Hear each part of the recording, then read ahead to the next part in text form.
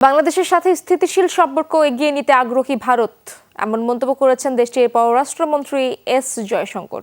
এলো ভিশন মুশকিল আসান অফার, যে কোনো ব্র্যান্ডের পুরনো ফ্রিজ নিয়ে চলে আসুন ভিশন শোরুমে আর নিয়ে যান নতুন ভিশন ফ্রিজ 20% পর্যন্ত ছাড়।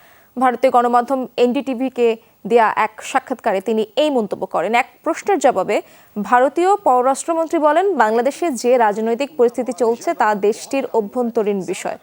বাংলাদেশের সাথে বাণিজ্যিক সহ অন্যান্য বিভিন্ন সম্পর্কের কথাও তুলে ধরেন তিনি।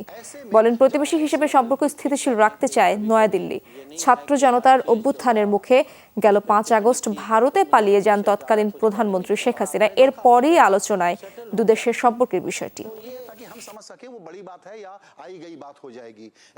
বাংলাদেশ में जो घटनाएं हुई हैं देखिए उनके বাংলাদেশের সাথে আমাদের ভালো বাণিজ্যিক সম্পর্ক রয়েছে।